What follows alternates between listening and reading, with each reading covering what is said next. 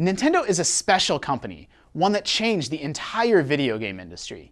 For their 125th anniversary, we've made a list of what we think are Nintendo's 125 greatest games. We'll also be highlighting a few special games that really show off Nintendo's creative spirit and innovation. So join with us as we take a look at one of the most prolific video game developers of all time.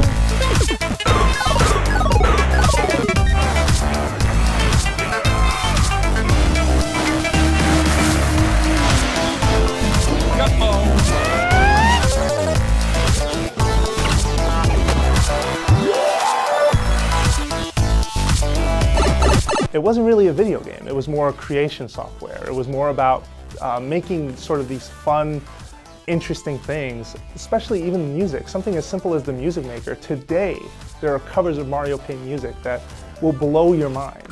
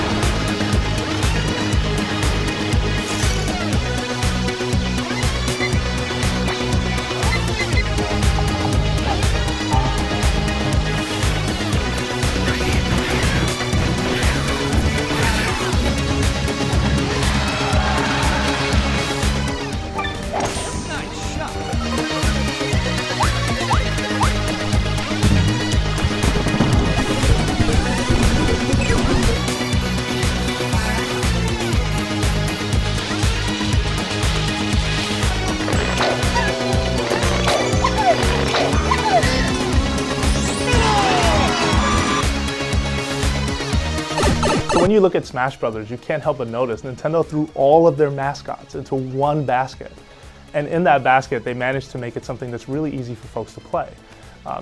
Look through the roster. You see Mario, you see Peach, you see Link, you see Samus, you see all of these iconic franchises with really simple controls and really fluid mechanics. And it's just so much fun to play.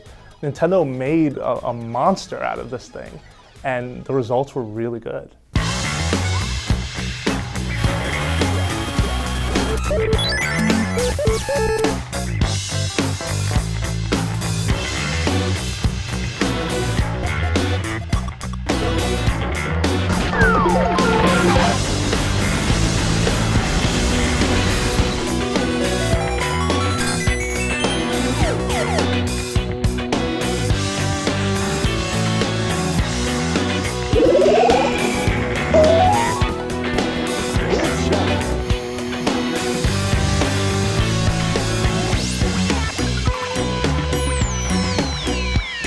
Mario Kart DS stands out to me because it was the game that gave me Mario Kart that I knew and loved and let me play with my friends no matter where they were. The first Mario Kart was online, so I had this group in college that I played with all the time, and suddenly, even though we were on 4 different corners of the earth, all of a sudden we could still play together and be friends.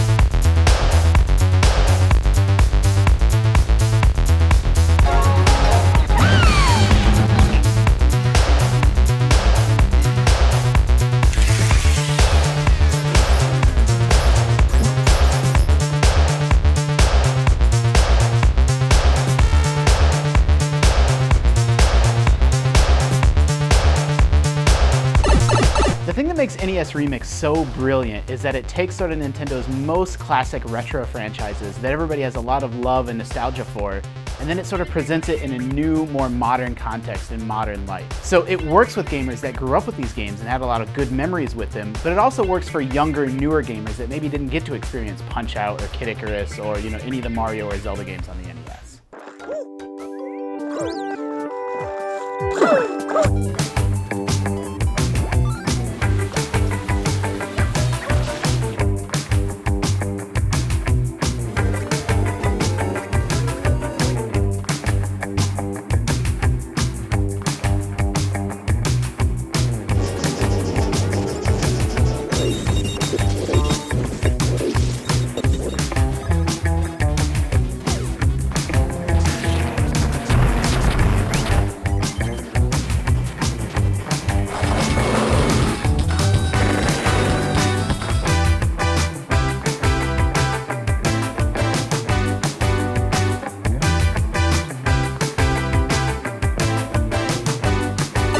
When we first saw the Wii, we didn't really understand what kind of games you could play on it. It didn't look like the Wii remote could play Zelda very well, and it was all about motion gaming. But when we saw Wii Sports, we really got it. This was a living room game where you played with anybody, and we saw grandmothers, little kids, everybody was playing Wii Sports. It was a cultural phenomenon, and my favorite thing that ever happened with Wii Sports is all the pictures and videos of people throwing their Wii remotes through televisions, which was quickly remedied by Nintendo by adding a wrist strap requirement and a special strengthened wrist strap so you wouldn't lose it from your hand.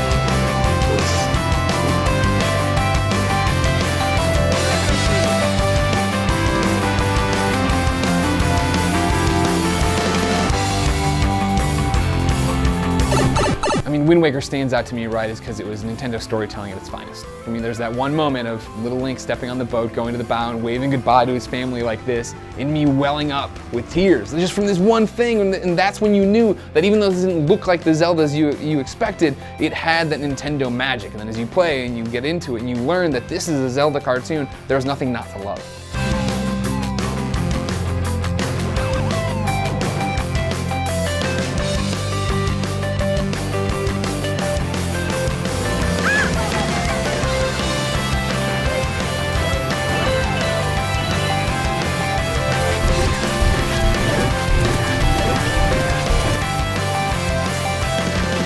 Altamont is one of the most important discoveries I feel Nintendo has ever made as a company. If you were in the States in 1998 when this game finally made it here, Pokemania was everywhere. It was a phenomenon.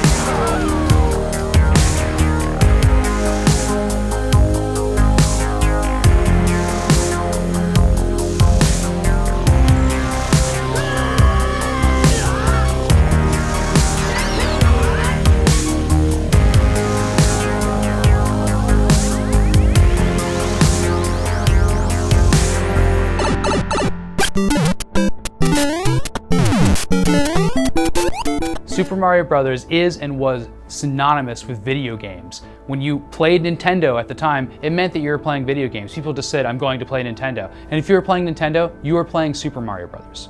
Level 1-1 tells you everything that you need to know. If you just stand still, the Goomba will run into Mario and he'll die. So that teaches you, okay, this is an enemy and I need to avoid him.